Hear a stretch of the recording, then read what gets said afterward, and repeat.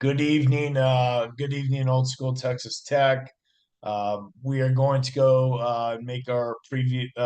You know, sh make a preview and prediction for the Texas Tech at Iowa State game at Ames. I believe it's like a was it like a 2:30 kick up there, which could keep the weather won't get quite as crazy at night because it's starting to get cold up there. Um, Anyway, I'm gonna let you go first. What's gonna happen? What's the score gonna be? What's we've lost two games in a row that we should neither of which we should have lost. What's how's the team gonna respond? I mean, hopefully better than they have the last 2 weeks. When we did our preseason picks, and then even the week of, I picked us to win the last two, and we have not. The TCU game is especially concerning the way we completely collapsed after building that 31-14 lead. Iowa State was one of the preseason picks that I said would beat us, just because it's on the road there and they're a pretty good team. And I think that what's his name, Matt Campbell. Campbell. He's a. Yeah. I almost called him Matt Wells. Like, sorry, man, didn't mean to insult you that way, sir. Uh, But he's a good coach. I think he's one of the best in the Big 12. I think that they will. I would stand by my prediction that they win. Hopefully, I'd love to be wrong. yeah.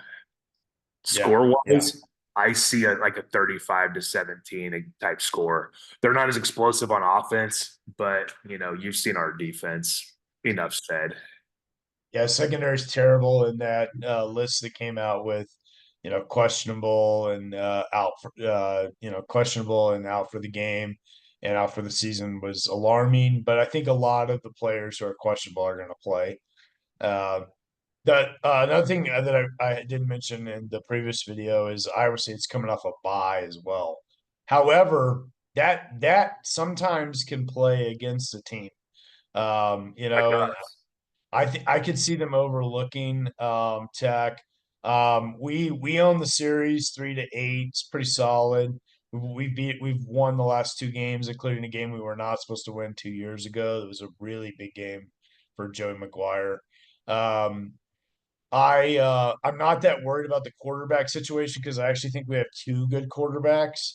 And so if they were to knock Baron Morton out, I don't think it's anything like the K-State game last year or the game at BYU. I think Hammond can. I think he's a tough cat. I think he can get it. I think he can get it done.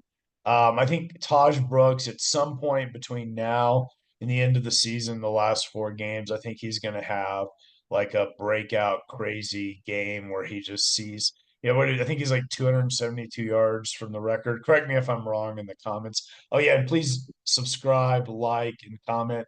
And if you know the yardage Taj needs to break the record, please put that in the comments. We'd really appreciate it. Are we talking about to be the all-time leading rusher at Tech? Yeah, Tech history, yeah. I think he is. I think you're probably pretty close to that number. And I think I saw he's even a possibility for the Big 12, but I think he would need like 200 yards a game. That's to the way to do that. So, Yeah, and that would get us to 200. If he gets 200 yards a game the rest of the way, we probably win all four of them. oh yeah, 100%, 100%. Yeah, yeah. And even last week with his slow start, I think he ended up with like 159 yards rushing in that game. I don't think it was quite that high. I thought it was like 115, but I don't remember. I Okay. think with some receiving yards in there too. He's Again, correct us in the comments, guys, if it's wrong. And I'm with you, honestly, man. I was okay with Will Hammond's performance.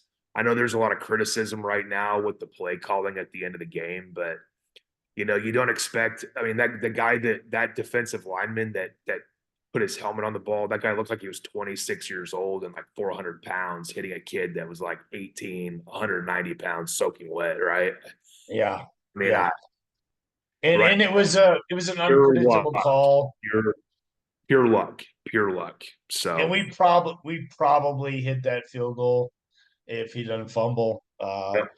And then the other missed field goal. We should have won the game against CCU. No, I mean no excuses. Got to give them credit. They pulled it out. That's a huge rivalry game. The Baylor game, I don't know if we'll ever be able to explain that one. This would, if we went up there and shocked the world with Iowa State, go a long way to turning this season to respectability.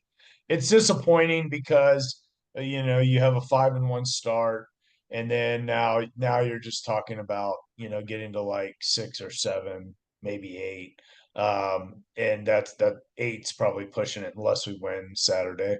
Um, so it's disappointing, but they're I watched Joey McGuire's press conference, and he talked about all the things they can still accomplish this year, and I thought he was passionate, and I think I think he's gonna fight like crazy not to lose three in a row.